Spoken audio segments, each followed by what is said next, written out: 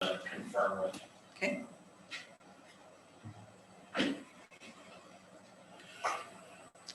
Good evening.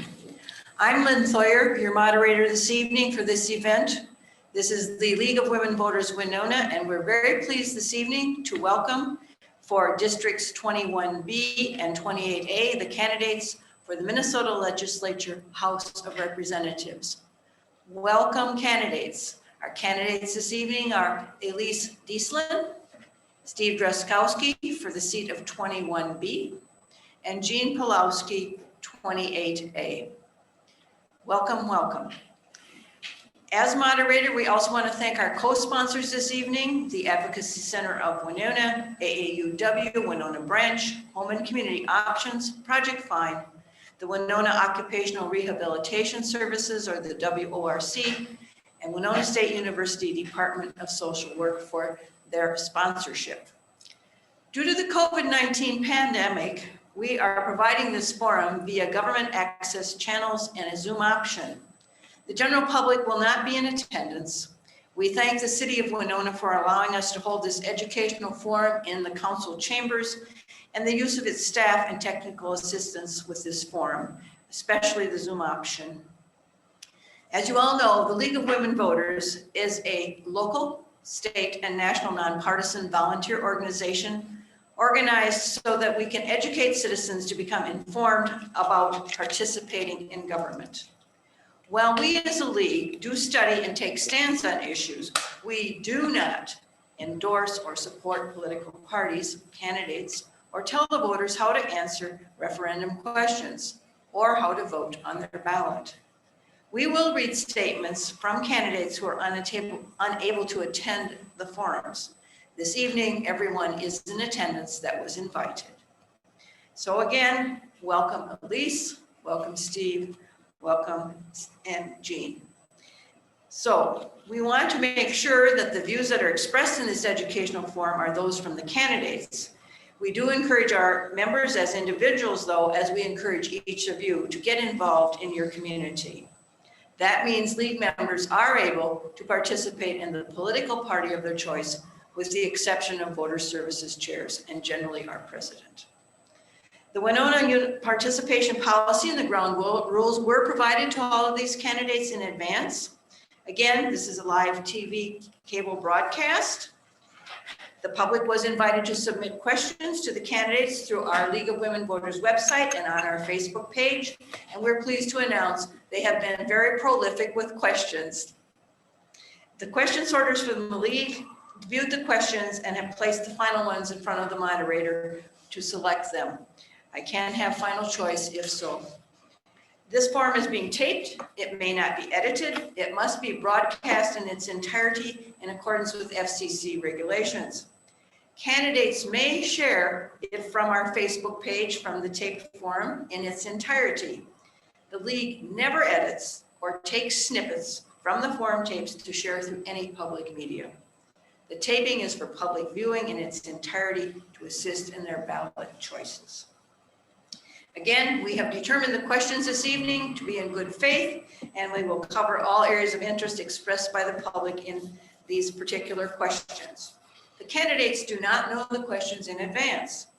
Questions that are hostile, partisan, embarrassing, inappropriate, or of a personal nature will not be asked. Questions on similar topics may be grouped. Questions become property of the League. I want to welcome our timekeeper this evening, Lori Ortega. Candidates will strictly observe the time limits on their responses. The timekeeper will hold up the cards to indicate the time is about to expire. Once the stop sign is displayed or she stands up, the candidate will please stop. You can end your current sentence.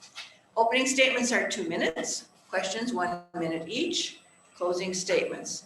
I will remind you that you all have the opportunity to answer the same questions, and we will do a go around in that manner. So with that, we are ready to begin, and I'm going to ask Elise Dieslin to please state her opening statement. I'm Elise Dieslin, and I am running for Minnesota House of Representatives because I am the change needed for this district. I will work to represent all people of this district, no matter their ideologies. I don't want to divide people further with fearful rhetoric. I am not a person who grandstands or boasts. I listen and I show up to do the work. I will work towards fully funding education, providing affordable and accessible healthcare, and assisting our farm families. I am the child of 2 educators. I have student loan debt like 1/6 of the country, and I work at a university. Education is ingrained in everything I do. I want to create policy that helps people like my parents and students that I serve. Healthcare is an extremely important issue. Every Minnesotan has a right to high quality, affordable healthcare. There are around 349,000 Minnesotans without health insurance. This is unacceptable. I will work to bring down the cost of high deductibles and premiums that prevent people from seeking medical treatment. Rural agricultural communities may also have limited access to health and mental health care services, which can make it difficult for farm families to receive support when they are experiencing extreme stress, anxiety, depression, and other mental health crises. I will fight to provide mental health support for farm families. I want to thank the League of Women Voters for the invitation and the opportunity to speak today. And I want to thank the responsible Minnesotans for wearing masks. It is extremely important that we as public servants continue to look out for each other and practice scientifically backed COVID safety measures. Thank you. Thank you, Elise. Steve. Thank you, Lynn. Hi, everybody. Steve Dryskowski. I live at Mazeppa and grew up actually on a family farm right across the river from here in Winona.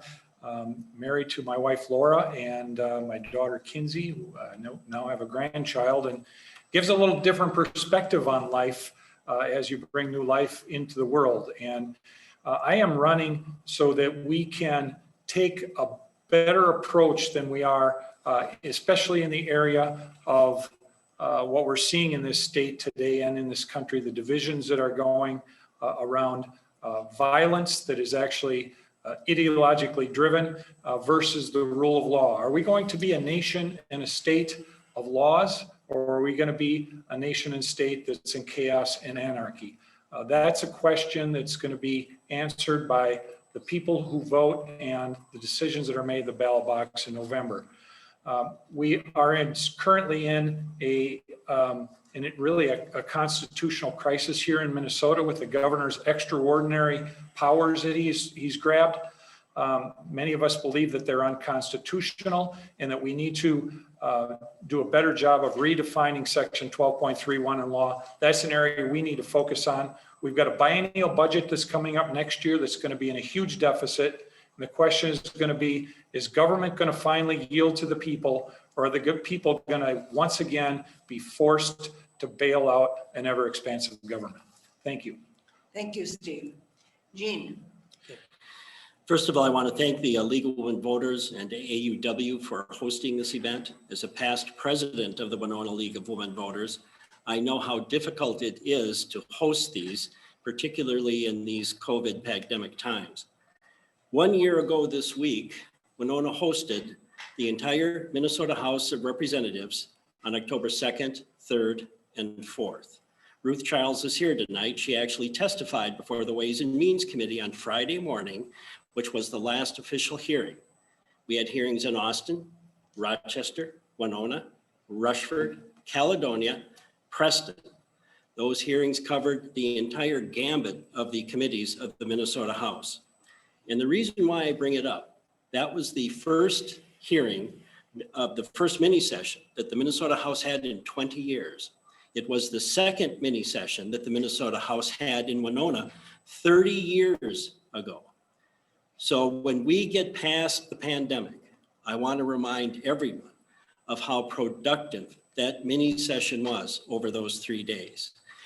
All we have to do is look at the capital investment bill to see a project for the Winona County Jail, a project for the Winona Port Authority, a project for Winona State University, projects for roads and bridges in our area, including dozens of new bridges and repairs.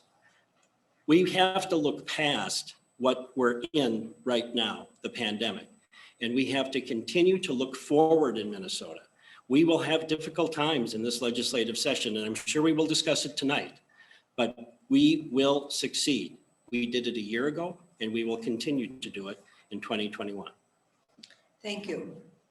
Our first question this evening from the public goes to Steve Drazkowski. What do you feel are the top issues in this election for this office and why? Well, Lynn, I prefaced those, I think, in my opening statements, but we have, well, actually I left one out. I think the violence that we've seen in Minneapolis and St. Paul and the extraordinary position Minnesota has taken in that regard is something we can't be proud of. We've got to turn that situation around in our state. We've got to restore law and order. We got to restore respect and support for our law enforcement who enforce the law. That's going to be a big piece. I think the integrity of our elections is going to be a big issue. We've recently seen the uncovering of voter fraud in Minneapolis, something this organization I think is very interested in. And certainly, what are we going to do in the next state budget that's going to be somewhere in the neighborhood of $6 billion more or more in deficit? Are we going to tax the people again, or are we going to have government yield to them? I think that's going to be it. Thank you. Jean. The biggest issue will be budget, and it will be how we resolve the budget. There are a few of us in the legislature that were here during the Great Recession, when Governor Pawlenty decided that we were going to solve a $6 billion plus budget deficit totally with cuts. And we're still living with some of the ramifications of an unbalanced way to solve a budget deficit. I'm not saying that there is any way we can raise revenue to get out of this, but there will have to be a balanced approach in order to ensure that public services are maintained across the state. That goes from education, healthcare, and transportation. So the budget will be the big issue. Thank you. Elise. COVID recovery would be the biggest issue, including fully funding education and expanding rural broadband. So the COVID-19 pandemic has only shown the cracks in our social systems, and we need to fully fund our education and our educators, and we need to expand rural broadband. It's about 10 years too late, and it's only showing the problem with the e-commerce and education happening online more and more. I work online all day, every day, and it's an issue in Elgin, Minnesota. I know it's an issue in rural Minnesota as well. So COVID recovery overall as a state is what we really need to be focusing on. Thank you. The second question this evening goes to Jean, and then we'll do the full go around. Do you believe in climate change? If so, what have you done or what will you do to help curb its impact to protect our planet for future generations? Yes, I believe in climate change, and I think you only have to look at the change that's happened with the automobiles we're driving. We're seeing a huge turn to either electronic or electric car driven or partially driven. We're also seeing a change in our delivery of electricity. I think one of the hearings that we held during the mini session, which I just alluded to at Rushford at My Energy, we saw an electric co-op, a local electric co-op, doing a mix of ways of providing energy with wind, with solar, also with coal, because we need to have energy 24 hours a day. So what we've done is take a look across the spectrum of both energy, transportation, and other issues. All of these are a result of climate change. Thank you. Elise, do you Yes. believe in climate change? Yes. Climate change is happening in rural Minnesota, including rural Minnesota. Overall temperatures are rising, flooding is happening more frequently, and pollutants are an ongoing crisis. These environmental changes only increase burdens for taxpayers and threaten our infrastructure, and most of all, they harm farmers' abilities to harvest their crops. We need to pass legislation that prevents these environmental systems from happening, or we need to protect these environmental systems, and we need to be sure as legislators that we protect these. We can no longer ignore these changes in the environment, and we need to do more, whether it's passing bonding bills or environmental protection acts. We need to do more in Minnesota. Thank you. Steve, do you believe in climate change? Lynn, I believe the climate's been changing for millions of years and will continue to long after we're here. The question I think maybe should be reframed as might have been intended. Do we believe that man and women are inducing climate change? And that's the area that I really beg to differ with, if that's the heart of the question. The reality is, if you subscribe to the idea that the climate is changing because of men and women, how ignorant it would be for us to kill our economy in this country when China is pouring many, many more hydrocarbons into the air than we are here. So God is in control of our planet and our climate. For us to believe that man is going to change what he has created and sent forward is arrogant, and that's not what I subscribe to. But if we follow the science, it's been changing for millions of years, and we need to continue to follow that science going forward. Thank you. Elise, this question came from the public, is directed to you, but each of you gets to answer it. And we do questions like this. We will direct them, and then everyone gets the opportunity. Share your views on including in a bonding bill funding for the Winona County Jail.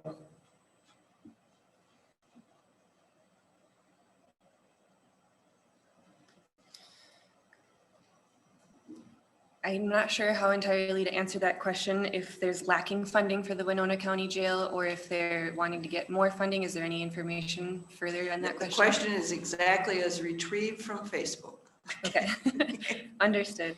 I would probably have to look into it more simply because I don't know exactly what the question is asking, but I would love to look into it more. I simply don't know how to answer the question. It's too vague. Thank you. Steve. The question is, do we want a bonding bill for the Winona County Jail? No, we don't.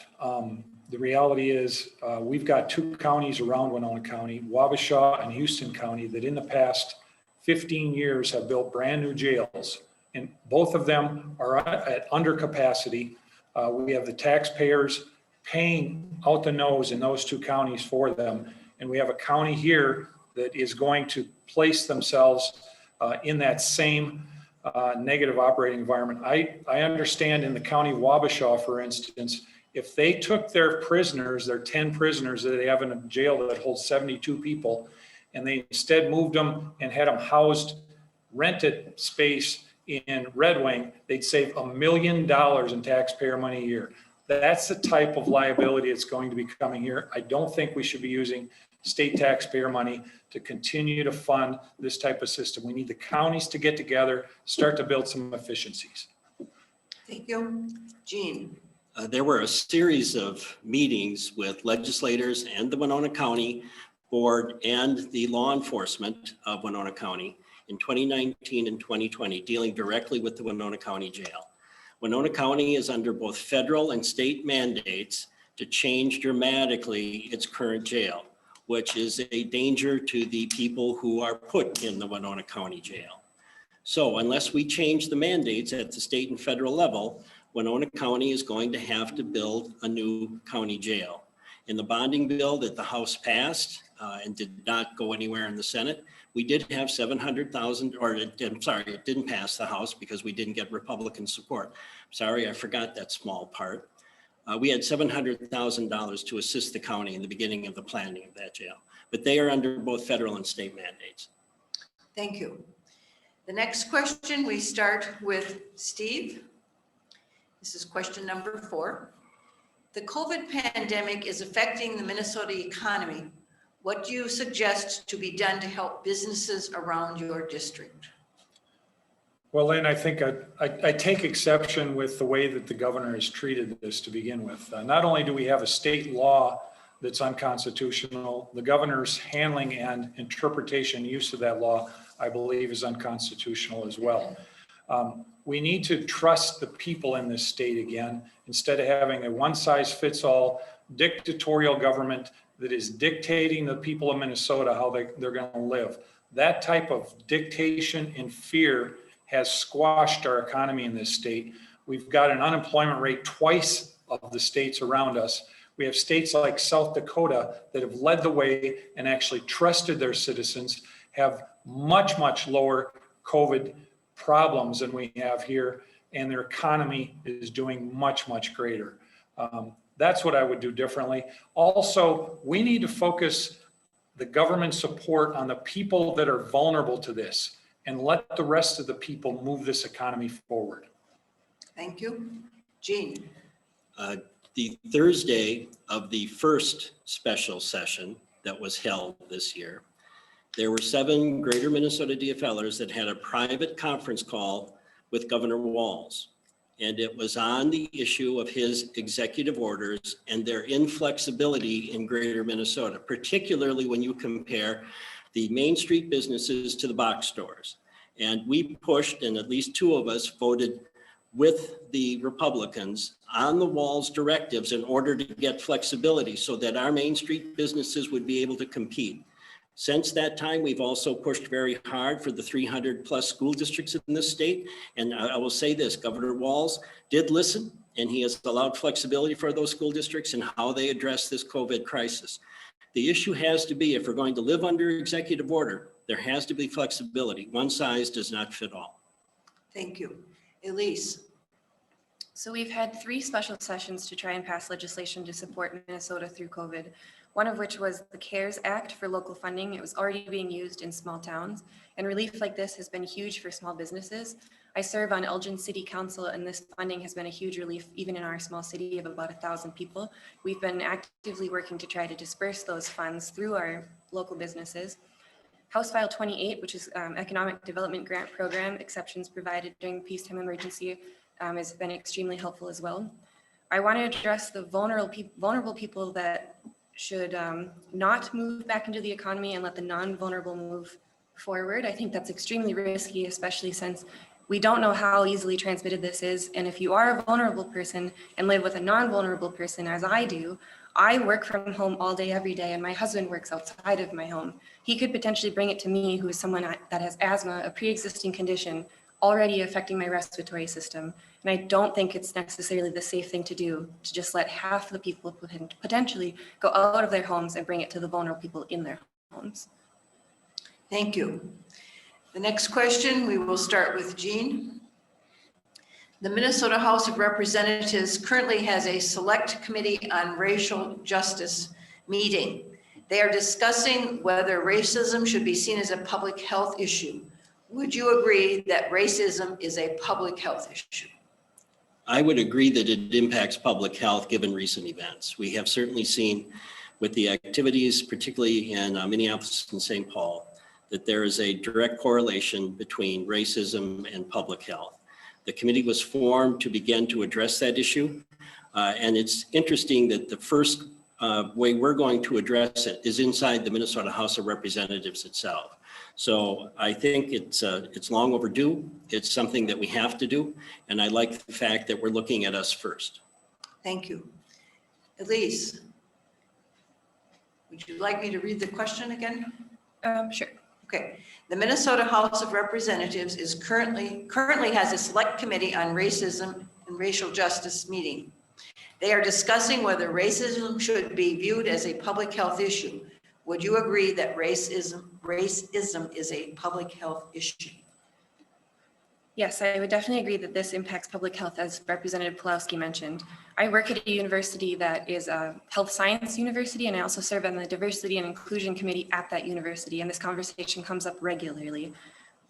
There is a relationship between, and we cannot ignore that. It's been ignored for far too long, and we need to look into this further. I'm glad to hear that there is a committee, but more needs to be done. It seems every year something happens to bring up racial conversations in everyday homes.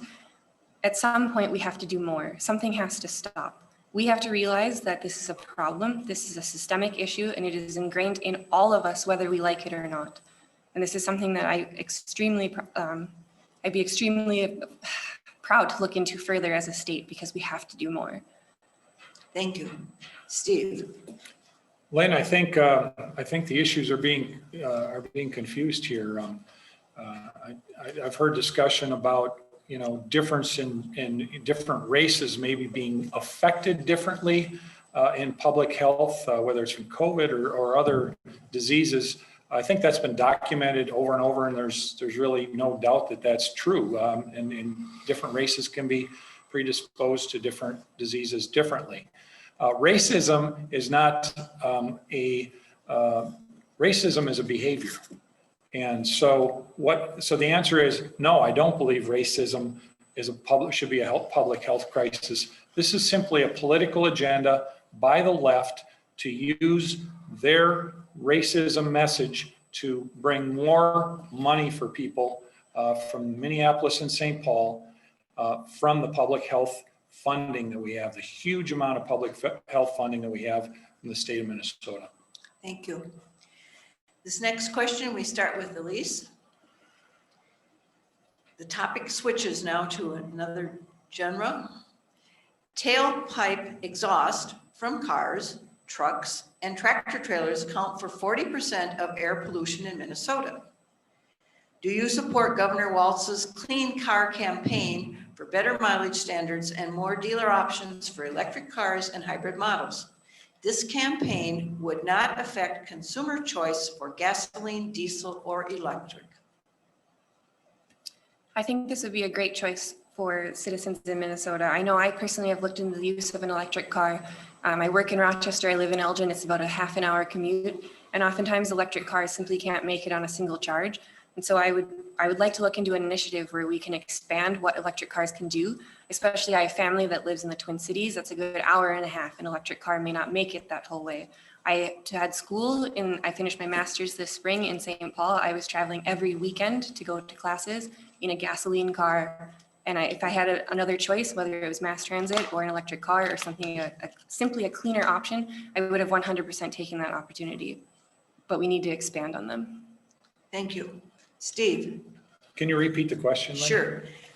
Tailpipe exhaust from cars, trucks, and tractor trailers account for 40% of the air pollution in Minnesota. Do you support Governor Walz's Clean Car campaign for better mileage standards and more dealer options for electric cars and hybrid models? This campaign would not affect consumer choice for gasoline, diesel, or electric vehicles.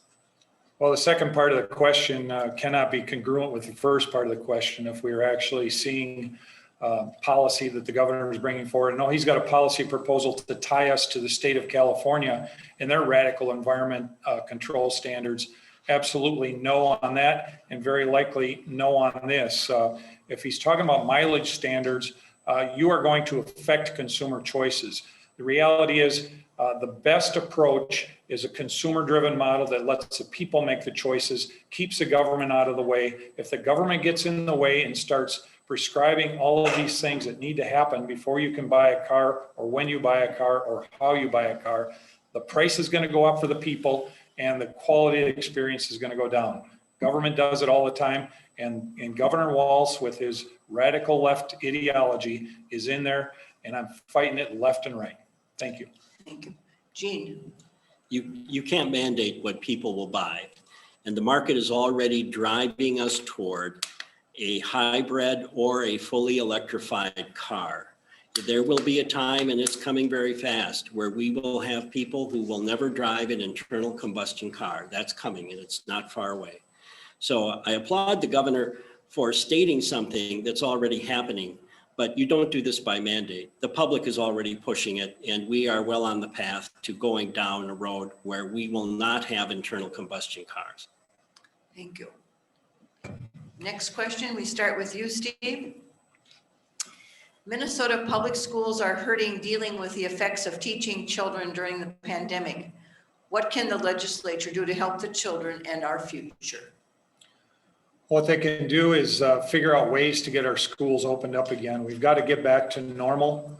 And what we have is policy that has created an abnormal environment. It's created an abnormality for kids, for families, and the economy. It's got ripple effects all the way through.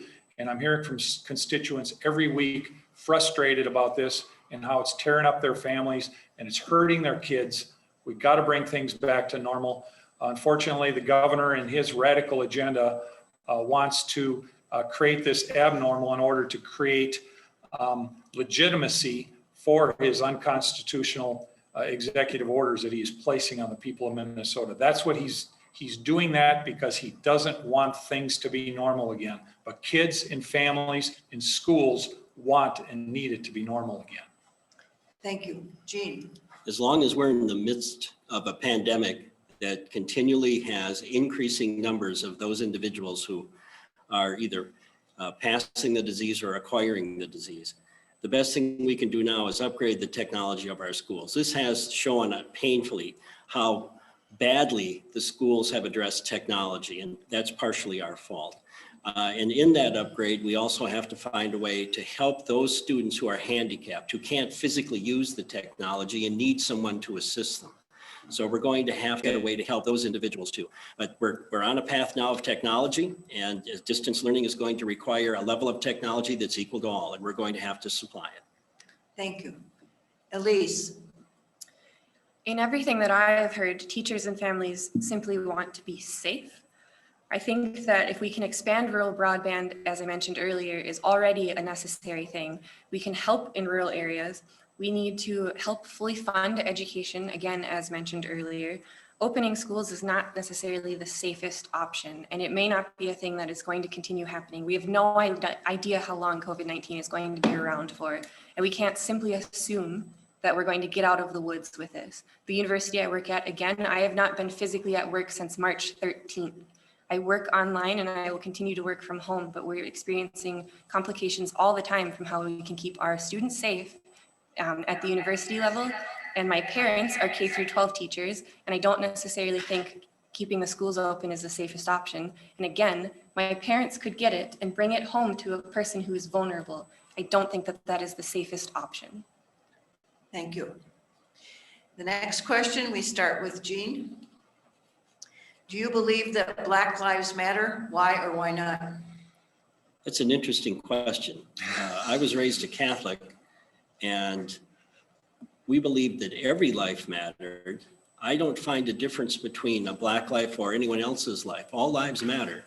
And I think that's one of our problems. We have somehow come to make a distinction between one person or one identity. And I wasn't raised that way. So I don't understand the distinction. But to me, every life is important. And that goes from the very beginning of life to the very end of life. Thank you. Elise? The best way I can think of this is to think of it as a sinking ship. If you have people on a ship that is sinking and they are screaming, save us, help us, we need your assistance, and you do nothing and say these people on land matter too, you are not being helpful. And so in this regard, I would have to say that I do agree that Black Lives Matter. Thank you. Steve? Lynn, all lives matter. Black lives matter, white lives matter, yellow lives matter, red lives matter, blue lives matter, unborn lives matter. All lives matter. Unfortunately, this Black Lives Matter group is a political agenda that's come out of the radical anarchist movement in Minneapolis, along with Antifa. It is destroying the culture of our state. It is just physically destroying a large portion of Minneapolis and creating an economic desert in that city. So we need to make the distinction and understand that all lives matter in this state. Black lives, white lives, all lives matter. And we need to stop the political posturing that's going on and stop accepting what the far left is trying to cram down the throat of the state. It's unhealthy for us moving forward. Thank you. Next question is to you, Elise. How would you approach difficult issues? Can you give us an issue that you perceived was difficult, that's related to the passion that you are seeking, and how would you approach it? This is a good follow-up question to the question that was just asked. Again, I would like to address that simply saying all lives matter is dismissive of people of color, and including Black lives. This would be a thing that I would love to talk to Representative Drazkowski and Representative Pulaski about in our free time. I do it all the time. Again, as mentioned, I've had tough conversations with family and friends about Black Lives Matter specifically. We'll keep that example. It's extremely difficult to have these conversations, especially in an all-white panel. This isn't something that we can continue to ignore. And as mentioned, I think the committee that was mentioned earlier is a good thing and necessary thing. These are hard conversations. My voice is shaking right now. This isn't something that we can simply sweep under the rug and think this will be dealt with later. We're in another civil rights movement similar to the one in the 1960s. That was, what, 50 years ago? I wasn't even alive then. My parents were barely alive then. We need to work on this, and we need to work on it now. It's an ongoing conversation. Thank you. Steve? The question again, Lynn? Yes. How would you approach difficult issues? Can you give us an issue that you perceive is difficult related to the passion you are seeking, and how would you approach it? Yeah, I guess the most recent example that comes up for me is the one around the voter fraud in Minneapolis that I've been exposing over the last several months that is actually hitting the airwaves this week on national media. And we're going to see more of it, but it happened and has been happening in the middle of Minneapolis for this last primary election, 2018 and some in 2016. But it impacts the Somali community in Minneapolis. And what you have is people who are basically using the elderly Somali people in Minnesota, taking their votes from them in order to maximize the number of votes for a political campaign or a political party. So I've been meeting with the Somali people in Minneapolis and learning about what's going on. We are trying to help them protect and preserve and project a positive image for them and project their love of our country, which they do love, and help them overcome this fraud that is being placed upon their community. Thank you. Jean. There's been a huge discussion over the last decade or more in the legislature between Greater Minnesota and the metropolitan area. And that discussion has gotten wider and wider over the past decade. So this was a difficult issue to resolve. And I was the one that brought up to the House leadership that we need to reinvent the House mini session. We need to take the House out to all areas of Minnesota, which would include Greater Minnesota. And the first House mini session last year was in Greater Minnesota. It was here in Winona. It was in Austin. It was in Rochester. It was in Caledonia. It was in Rushford. It was in Preston. And I think if we're going to start to solve issues like this, we need to take the House out and have everybody face the issue and learn from the people of that area what the real issues are and how we can resolve them. That would be the biggest issue I've had to face over the last couple of years. Thank you. This next question, I will certainly read it more than once if needed for the entire panel. Again, this is a Facebook one, and we can, as a league, edit some. It was one page. We are down to 4 paragraphs, okay? It's a bit of a platitude, but I think it's worthy. Extreme weather is a sign of climate change. Minnesota is experiencing some of the wettest seasons on record, with cities struggling to handle increased rain events. We are witnessing back-to-back hurricanes and wildfires taking place across the nation. Minnesota has created greenhouse gas reduction targets in the state's Next Generation Energy Act. We are failing to reach target goals. The Minnesota Pollution Control Agency has been given the authority to design and regulate the standards, which won't come into effect until 2025. Do you support the MPCA's ability to handle clean car standards? If not, how do you think Minnesota can reduce its greenhouse gas transportation pollution problems? And we start with Steve. This sounds similar to the other question we had, Lynn.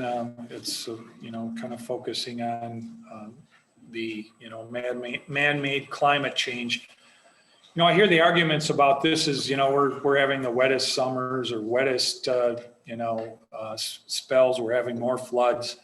Does anybody remember 1988?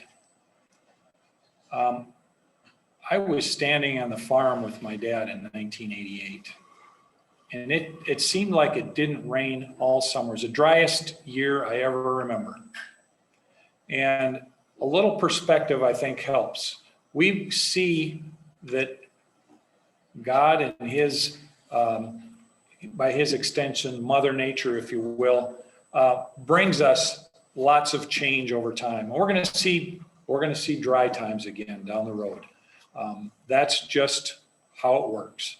And for us to have the arrogance to suggest that we're going to put policy forward that is going to affect this huge planet that we have and everything that has been put there, is not a good place to spend our limited resources. Thank you. Jean? I don't see how any one state is going to combat climate change.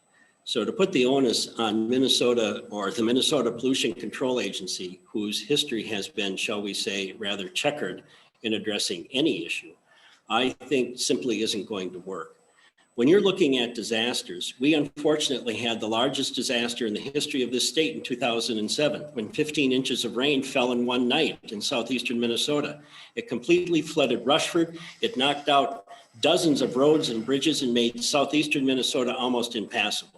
So to the extent that Minnesota can address these disasters, we do have chapters 12A, which I authored in 2008, and now chapter 12B, which I authored in 2014, to say when we do have these disasters, we will have the mechanisms in Minnesota to address them so we can go to the people who are in harm's way and start repairing and replacing the infrastructure that is needed. But to say that somehow Minnesota is going to handle climate change is the wrong direction. That's the federal government. Thank you. Elise? Minnesota may not be able to do what the federal government can do, but we should be doing something. We can't just throw our hands up and say this is out of our hands. From what I understand, the Minnesota Pollution Control Agency can make suggestions, but they don't have much control as far as pass those suggestions and what can be done, say with like pipelines in Minnesota.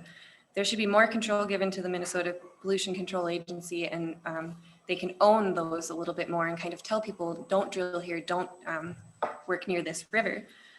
Climate change, I believe, is definitely expedited by man. It was mentioned that the earth is millions of years old, but I don't want to be the generation that wipes it out.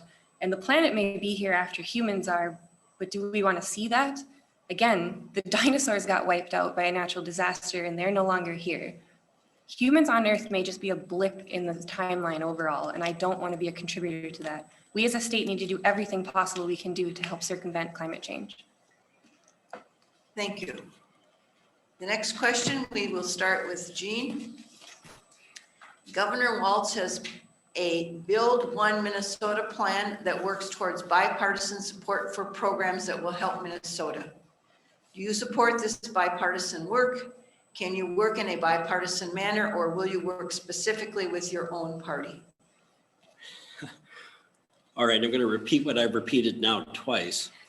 We had the entire Minnesota House here in Winona 1 year ago, Republicans and Democrats. And one of the most interesting things that came out of that mini session was that Republicans and Democrats traveled together, served on listening committees or standard committees, and there was almost no party designation for 3 days. It was a remarkable example of how we can work together when we're given the opportunity to work together. And as I have stated several times already in this forum, we have to continue to have the opportunity to work together. And I think that means putting ourselves in a different type of situation where we're not with Republicans on one side of the aisle and Democrats on the other. Thank you. Elise? Representatives are there to govern. It's their job to write legislation. And I think that this needs to start with relationship building, especially if we're going to get past any sort of bipartisan work. It's extremely frustrating to watch representatives not do their job and not get things done, especially as the constituent and candidate in this instance. There is no other job where you can show up and not work with your coworkers and the job not get done. This is unacceptable. If I were to be elected, I think that I could have tough conversations, as mentioned earlier, and I think bipartisan work could get done. I know that my district is a majority red district and I am running on a blue ticket. I am well aware. This district has been the same since 2010, but this needs to get done and conversations need to be had. Relationships need to be built. Tough conversations need to be had. And I think as a listener, someone in that position like myself would be able to get that work done and listen to different types of constituents. There's all sorts, the whole spectrum of constituents live in every single district. We can't assume that it's just this monolith that is either the same as you or completely different. Thank you. Steve? Absolutely.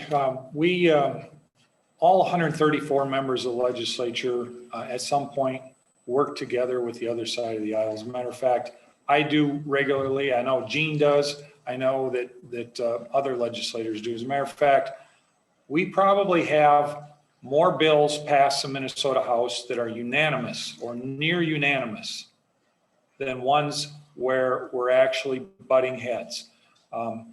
We can't throw out the notion that people go there with a purpose to fight for the people in their district. And everyone has an election certificate. Everyone has a different idea of how to approach a problem. And we can't dismiss them only in the notion of to get things done. The question is, what things are we going to get done? And our Constitution, our federal Constitution, our state Constitution were written so that legislation was thoughtful and included a lot of back and forth. We can't lose that because the quality of what comes out is much better. Thank you. Elise, we start with you with this question. It's the 12th question. This is written in the first person from the author. I am really concerned about teens using tobacco products, especially flavored products, including e-cigarettes. Several states and local communities have restricted the sale of flavored tobacco to protect our children. Should Minnesota restrict the sales of flavored tobacco products to protect kids from addiction? And what else do you think we could do to address the problem of flavored tobacco products? 12 just happens to be my lucky number. Big tobacco is always going to try and find a way to advertise to younger and younger people. I was in the generation that they tried to get us to stop smoking cigarettes because that was the cool thing at the time. And e-cigarettes are no different, and neither is fruit or candy flavored e-cigarette flavors, I guess. This is something that is terrible. It's awful. It's a health risk. We've known the risk since the 60s, and we need to put a stop to it. I think that there should be provisions, especially if you're advertising to young children. This is something that they're making a decision that may affect them the rest of their life, and they don't have the capabilities yet to make such huge decisions. Thank you. Steve. We continue to have efforts at the Capitol by people who simply hate tobacco. It seems they come with all kinds of regulation proposals each time. They come with tax increase proposals and want to tax it so that tax it. 1 year it doubled or almost tripled. I can remember that the tax did. All kinds of policy ideas in order to reduce the use of tobacco. The reality in this case is it's already illegal with kids. It's already illegal for kids to buy tobacco. The question should be, why aren't they following the law? Or why aren't the people selling the tobacco following the law? If that's the case, it's already illegal. So, you know, it's mentioned at the Capitol regularly. If the people bringing this agenda so hard want this to happen, then bring the bill to just make tobacco illegal in Minnesota. That's what they want. As long as tobacco is going to be illegal, we can't continue to regulate adults. Thank you. Jean. Yeah, my mother had a severe asthmatic condition. She could not be in a room where someone smoked or had smoked. She couldn't be in a car with the same conditions. So I have zero tolerance for it. I don't think anyone should be smoking or using any of the e-products. I think they're harmful, and particularly harmful for anyone who has an asthmatic condition. So they should be banned. Thank you. Steve, we start with the next question for you. My lucky number. 13. The city of Winona passed a conversion therapy bill which would affect many LGBTQ citizens. There has been a bill in the Minnesota's legislature. Would you support a bill to ban conversion therapy? No, I won't. And I actually missed the vote that day, but I would have voted no. What the bill does is tries to, again, engineer people who are pastors and other people who are actually helping people. And I didn't bring the amendment, but the proper amendment, Lynn, would have been, if you're going to make it illegal for conversion therapy in one direction, you should make it illegal for conversion therapy also in the other direction. And our LGBT people haven't really thought about that as they bring forward this social engineering proposal that they're bringing forward. But it's going to interfere with the marketplace. It's going to interfere with people's jobs and businesses, people who are actually trying to help people. So absolutely solid red on that one. Thank you. Jean? I didn't support it, and I didn't support it in part because we had a member of the DFL stand up who was a counselor, and she spoke quite eloquently on the fact that we can't start eliminating certain types of counseling because one group or another thinks they're harmful. That's a choice that you make. You make a choice whether to take the counseling or not. And I don't know where we're going to end if we're going to start banning one type of counseling. What's the next type of counseling? So I think that's ill-timed and ill-planned. Thank you. Elise? I would support a conversion therapy ban. Conversion therapy has been proven time and time again to be incredibly painful and damaging. There's nothing fundamentally or inherently wrong with being a member of the LGBT community. And I'm very confused about conversion therapy in the other direction. I have not heard anything about this. I'm not sure if that's the assumption that you can take someone and try to turn them from a heterosexual preference to a homosexual preference. I think that it is who you are at your core, and we cannot try and take people and change them in any sort of way. Again, I want to reiterate, there is nothing fundamentally or inherently wrong with being a member of the LGBT community. Thank you. This next question, we start with Jean. If you are elected, what are your first priorities that you would like to address? The first priority is going to be the budget. And while I'm on that path, many of the questions tonight assume this is a full-time legislature. This is not. I want to remind everybody who's listening today that we are a legislature who only can meet 120 days over 2 years. Usually 80 session days the first year, the budget year, and then maybe 40 the second year. And if you don't understand what that means, we have already had 4 special sessions, a record number of special sessions for one legislative session this year on the problems with COVID. So when you're asking us questions that involve what only a full-time legislature could ever conceivably tackle, remember, we are not a full-time legislature. We're a part-time legislature. Thank you. Elise? My top priorities would be, as mentioned, education, fully funding education. That would be pre-K all the way to K through 12 and higher education and helping our educators. Healthcare is another huge one, and more specifically mental health. I want to bring more mental health resources to southeastern Minnesota. I would like to destigmatize mental health overall. And again, passing a bonding bill would be huge. I know I've heard specifically that Old Highway 52 was added to the bonding bill and that failed. And there were constituents in Zumbrota that were extremely disappointed in this.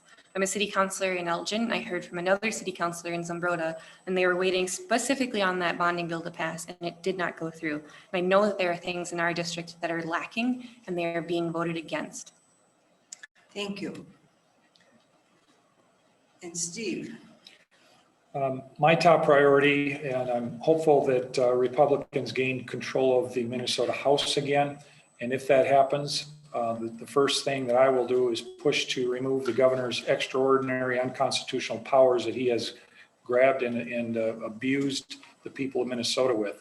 That's the first thing. And related to that is we need to go in then and rewrite section 12.31 in Minnesota statutes that creates this unconstitutional situation that we have, including a legislative veto and the ability for the governor to write pure law like he's doing with these executive orders. The governor is writing a law and then giving the legislature the ability to veto it or not. That's roles reversed, upside is down. We need to right side the ship again and bring the legislature in these situations back into the game fully, doing its constitutional role that it's supposed to do, writing the laws of the state of Minnesota. Thank you. We are reaching very near the end of the time of our forum. So it is now time for us to ask you each to start with your 1-minute closing statements. And for that, we would start with Steve Drazkowski, running for seat Minnesota House of Representatives 21B. Thank you, Lynn. First of all, for those of you that do live in 21B, I want to thank you for the support you've provided me in the past. I've been honored and humbled to be your state representative. I've worked very hard in order to help on constituent issues, to help bring bills through that protected you, your families, and your future, and I will do that again. I'm going to continue. I think the issues coming forward that I'm going to focus on are voter fraud, looking at reducing violence and having, again, renewed respect for the rule of law and people who enforce it, ending this constitutional crisis that we have here, and bringing forward a budget resolution for the next biennium that doesn't crush the people of the state of Minnesota. Thank you. Jean. Well, once again, I want to thank the League of Women Voters and AAUW for hosting this. I also want to encourage the people of this district to contact us now in this era of pandemic by email or phone. Those would be the two best and quickest ways to do it. And I answer all my emails. You will not get an automatic kickback saying I'll reply sometime in the next decade. I'll reply to your email. And if there's a spelling error, it's that really rotten spell check that does it.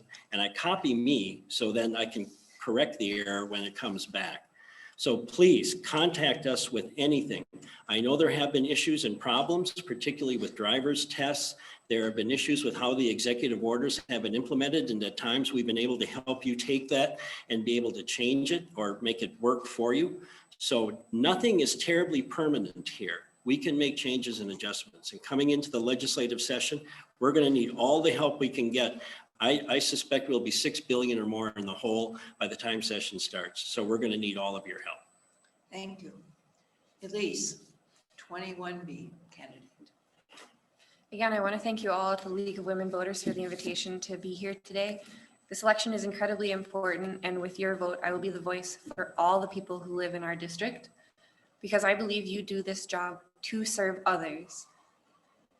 Check out my website at edieslin.com. Again, that's edieslin.com to learn more about me and my issues I'm passionate about. And lastly, I want to thank all of you for watching online and taking an active part in our democracy.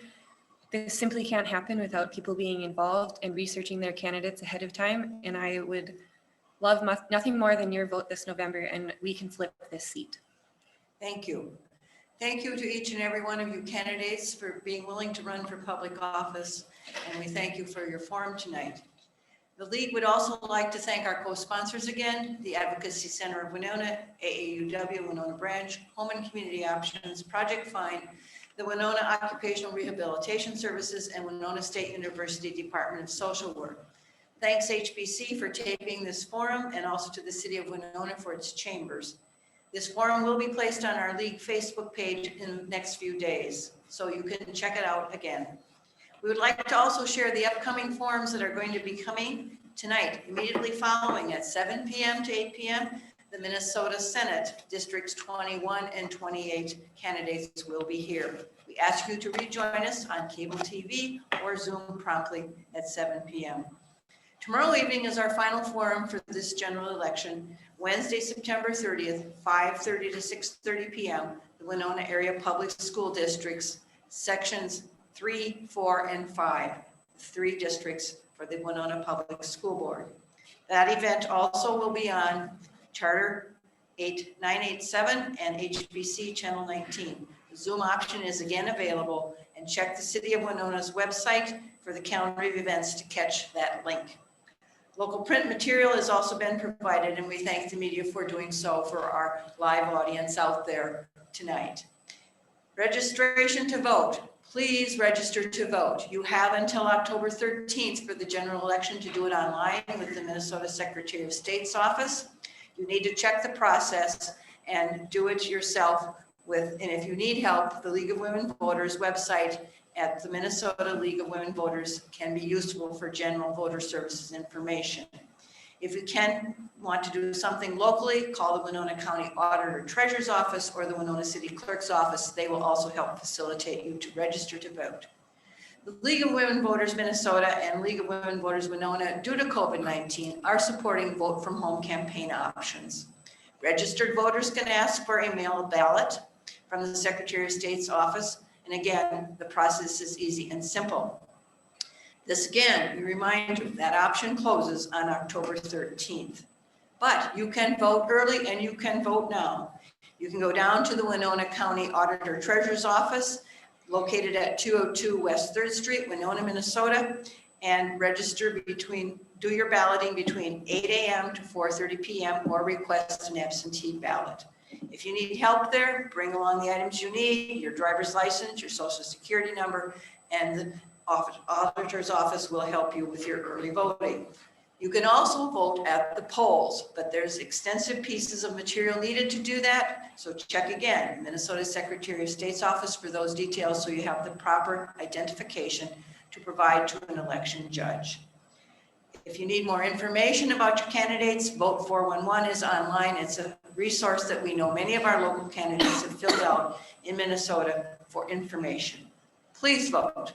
General election is on Tuesday, November 3rd. The polls are open 7 a.m. through 8 p.m. Again, vote on Tuesday, November 3rd, or vote early. Do not vote often, vote once. Thank you very much. Have a pleasant evening.